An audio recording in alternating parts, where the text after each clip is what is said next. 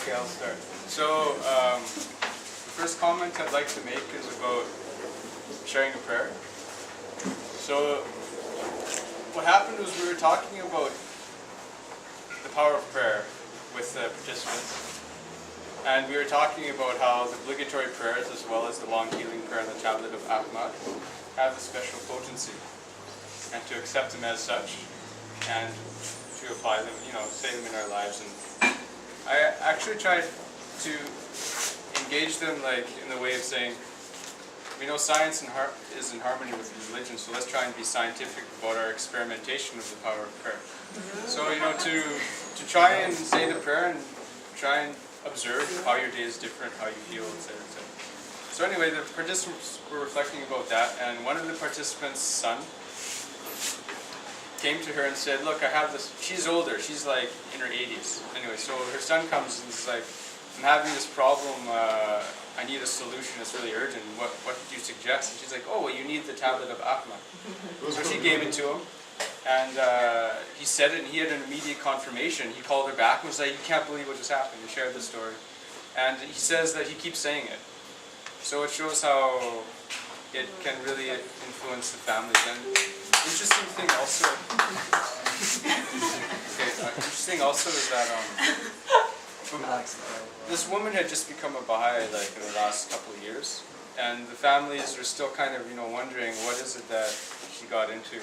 So after these kind of experiences, where one they experience themselves the power of prayer, and another the believer herself has really taken service to a whole new level. Like she sews for everyone. She just does whatever she can, cooking things, and so active all the time trying to find ways to serve people that they're like, and she's so joyous and radiant now that they're like, I don't know what you're in, but just keep going with it. Just go, it's wonderful. And they're just encouraging her. And it's really, another experience was with her sister who's in the same devotional, and we were talking about obligatory prayer again.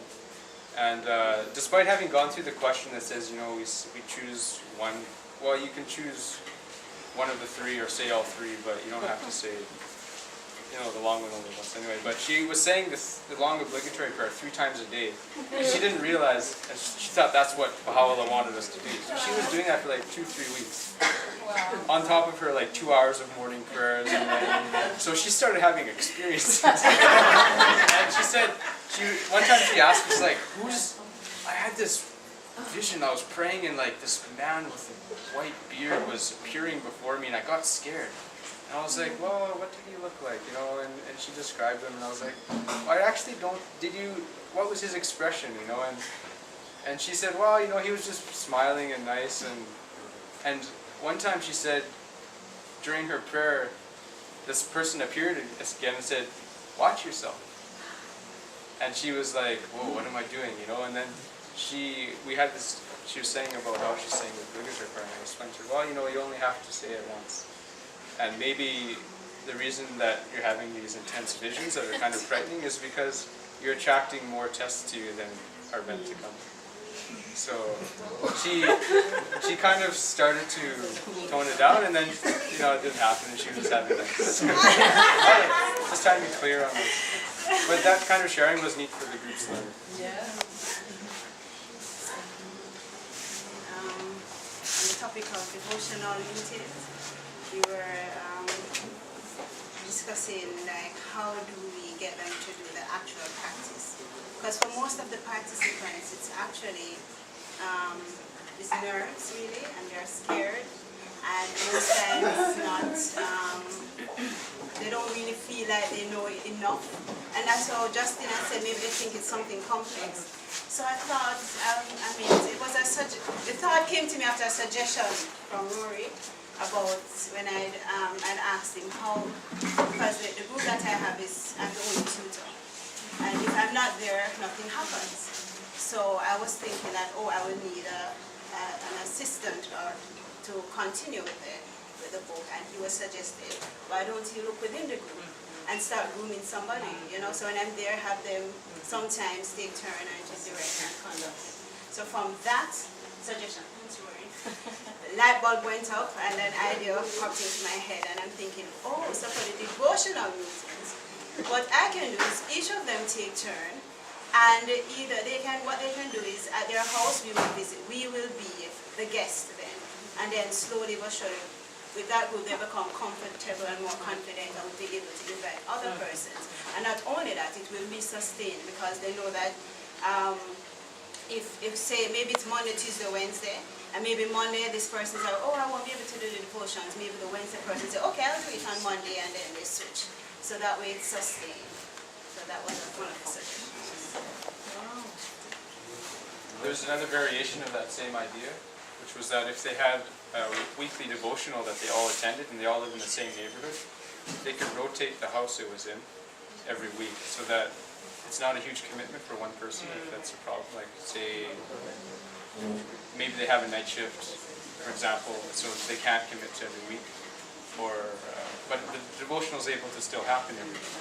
Or if they have a vacation or they have an engagement, the devotional can carry on.